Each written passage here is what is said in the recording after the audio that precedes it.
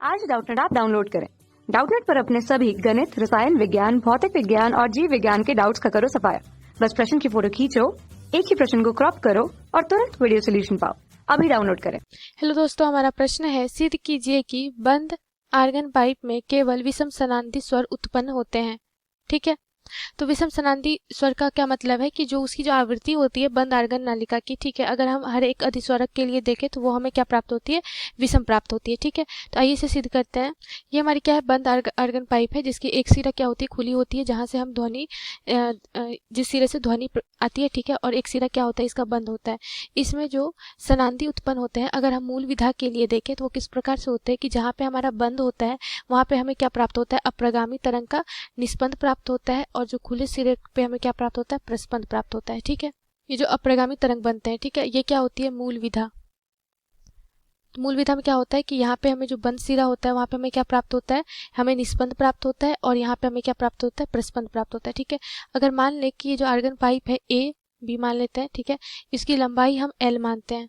ठीक है, और उसी प्रकार अगर हम देखें, ये तो मूल विधा के लिए हो गई, इस प्रकार से अप्रगामी तरंग बनते हैं। अगर हम प्रथम अधिस्वरक और द्वितीय अधिस्वरक के लिए देखें, ये अगर हम ए माने, बी माने, सी माने, ठीक है, तो ये हमारा क्या होता है, प्रथम अधिस्वरक। ठीक है, प्रथम अधिस्वरक, और ये क्या हो गया हमारा द्वितीय अधिस्वरक के लिए अप्रगामी तरंग जो बनती है। ठीक है, द्वितीय अधिस्वरक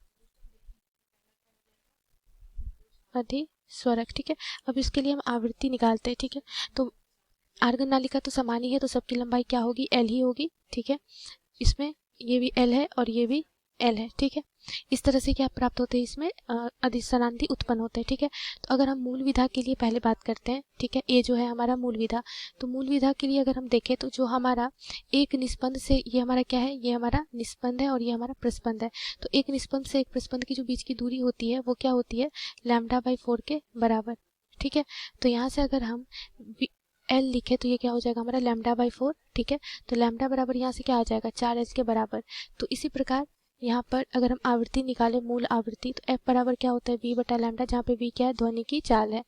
तो ये क्या हो जाएगा, v/λ का मान क्या है, 4L के बराबर। ठीक है, तो हमारे लिए जो हमारा जो आ गया मूल आवृत्ति कितनी आ गई, v/4L के बराबर। ठीक है, ये एक प्रकार से सूत्र हो जाता है। अब बात करते हैं हम प्रथम अधिस्वरक के लिए, जो कि हमारा बी है। ठीक है, प्रथम अधिस्वरक में अगर हम देखें तो यहाँ पे हमें देखिए फिर से बंद सिरे पे हमें क्या प्राप्त हो रहा है, यहाँ पे प्राप्त होगा ये हमारा निस्पंद प्राप्त होगा, और खुले सिरे पे प्रस्पंद प्राप्त होगा, और बीच में हमें एक और निस्पंद प्राप्त होगा।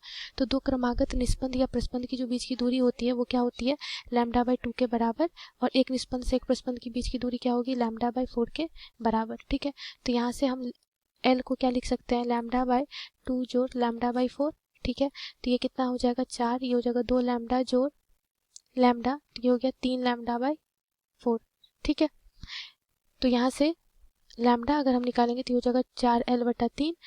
अगर हम प्रथम अधिस्वरक के लिए आवृत्ति निकाल रहे तो F1 अगर इसे हम माने तो ये हो जाएगा v/λ। लैम्डा का मान क्या रखेंगे, 4L/3, तो ये कितना हो गया, 3v/4L के बराबर। ठीक है, ठीक है, उसी प्रकार हम द्वितीय अधिस्वरक के लिए निकालते हैं। तो द्वितीय अधिस्वरक में किस प्रकार से सनांदी उत्पन्न हो रहे हैं, हमें यहाँ पे फिर से हमें क्या प्राप्त हो रहा है, निस्पंद। यहाँ पे भी हमारा क्या है, निस्पंद, ये भी निस्पंद, और ये हमारा क्या है, प्रस्पंद। निस्पंद का क्या होता है कि जहाँ पे जो कणों का आयाम होता है वो शून्य होता है, मतलब न्यूनतम होता है। ठीक है, और प्रस्पंद पे हमें आयाम क्या मिलता है, अधिकतम मिलता है। तो यहाँ पे क्या हो जाएगा हमारा, ये दूरी कितनी हो जाएगी, फिर से λ/2, दो निस्पंदों के बीच की दूरी, ये भी λ/2, और एक निस्पंद से एक प्रस्पंद के बीच की दूरी λ/4। अब इसके लिए अगर हम L लिखें तो ये क्या हो जाएगा, λ/2 जोड़ λ/2 जोड़ λ/4। ठीक है, तो यहाँ से ये फिर कितना हो जाएगा, 4, ये हो गया 2 लैम्डा जोड़ 2 लैम्डा जोड़ लैम्डा, तो ये हो गया 5 λ/4। ठीक है, तो यहाँ से अगर लैम्डा निकाले तो ये हो जाएगा 4L/5। ठीक है, अब द्वितीय अधिस्वरक के लिए हम F2 अगर आवृत्ति निकाले तो ये हो जाएगा v/λ। लैम्डा का मान क्या रखेंगे, 4L, ये क्या होगा, 4L/v/4L/5, तो ये हो जाएगा 5v/4L के बराबर। तो F2 कितनी आ गई यहाँ से, 5v/4L। द्वितीय अधिस्वरक के लिए ये आवृत्ति आ गई। ठीक है, अब हम तुलना करते हैं इसे मूल आवृत्ति से। मूल आवृत्ति हमारे पास क्या था, v/4L। ठीक है, तो मूल आवृत्ति को देखें तो यहाँ से देखिए v/4L को हम लिख सकते हैं f के बराबर, ठीक है, मूल आवृत्ति। तो यहाँ से ये क्या हो जाएगा 3f, तो f1 बराबर क्या आ गया 3f, जो कि क्या है विषम है, ठीक है।